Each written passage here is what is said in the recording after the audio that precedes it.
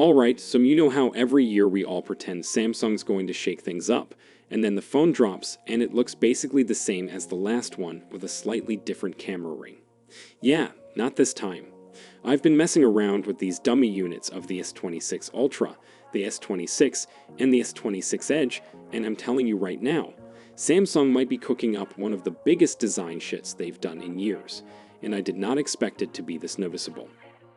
So let's get straight into it, starting with the Ultra, because that's the one everyone either buys or judges the entire lineup by. If you remember the S24 Ultra and S25 Ultra, those phones were so similar that people were literally mixing them up in YouTube thumbnails.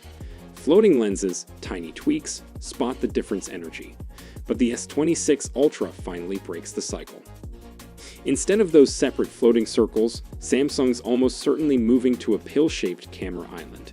Think of the S25 Edge's camera layout, but bigger, cleaner, and honestly, way more confident. It finally gives the Ultra a personality again. And yes, cinematographers will now stop confusing last year's model with this one at a distance, which is great because that was getting embarrassing. The frame is also different. The corners are more rounded, the in-hand feel is softer, and because of that curve, the S Pen cap now looks rounded too. Which, fun fact, also means slipping it back into the phone is probably going to be slightly annoying. It apparently only fits in one very specific orientation. So get ready for people forcing it in upside down like it's a USB port from 2013. The phone's dimensions shift a bit too. Slightly wider, a bit taller, a touch thinner. And the SIM tray hole is now right next to a mic hole that looks exactly like it. Meaning at least 50% of users will stab the wrong one with the SIM ejector pin. I give it 2 weeks before someone posts a rant video. Now the display, this is where Samsung is flexing hard. They're using the same M14 panel that's inside the latest iPhones, and this thing is ridiculous. It's insanely bright, stupidly responsive, and honestly feels like the best display Samsung has ever put on a phone. And because they're the ones supplying the panel, they've kept one exclusive trick for themselves: built-in privacy mode. Essentially a native privacy filter that stops the person next to you from peeking at your screen. If it actually works in real life, that's going to be wild.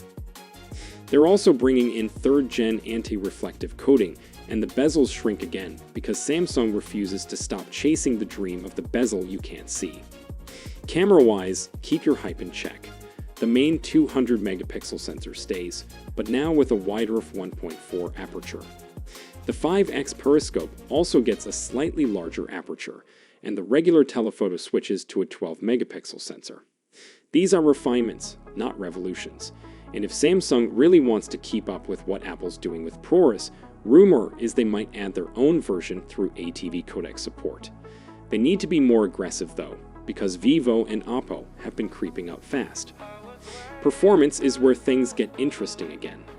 As usual, the Ultra is expected to run the latest Snapdragon for Galaxy.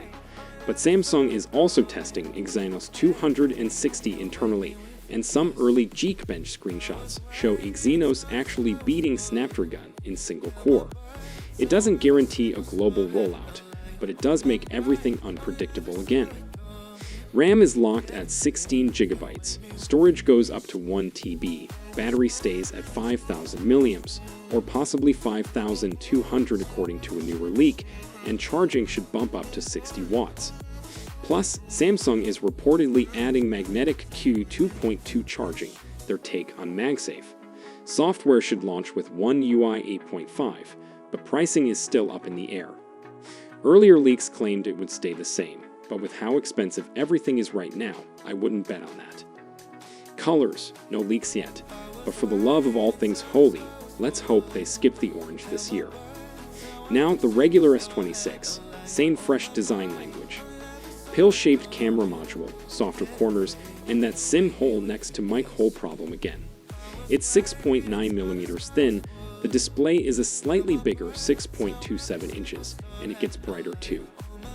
Cameras barely change outside of a tiny aperture tweak, and the battery grows to 4,300 milliamps. Charging is still stuck at a very sad 25 watts. And this model is almost guaranteed to run Exynos 260. Honestly, if the performance leaks are accurate, it might not be a bad move at all. Pricing, again, nobody knows. Now let's talk about the wild card, the S26 Edge. This one is messy because the S25 Edge didn't really sell well, so Samsung might delay it or release it quietly. But if and when it arrives, this is what the dummy unit shows. It is shockingly thin, like 5.5 millimeters thin. That's thinner than the iPhone Air.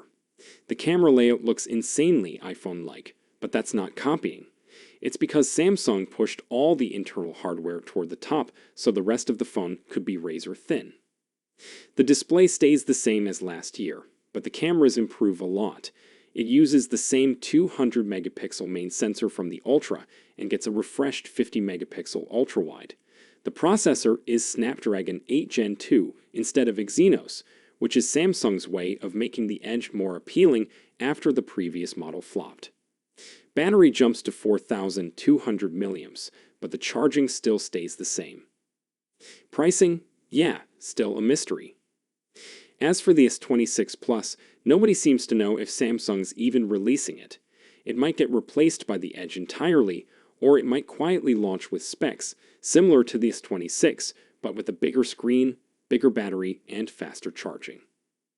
And that's the full picture of Samsung's new S26 lineup so far. Personally, I really want Samsung to push harder with cameras and battery life because the competition is moving fast, and they're not messing around anymore. But now I'm curious what you think. Which one of these phones would you actually buy and why? Drop your thoughts below. I'll be reading them as always.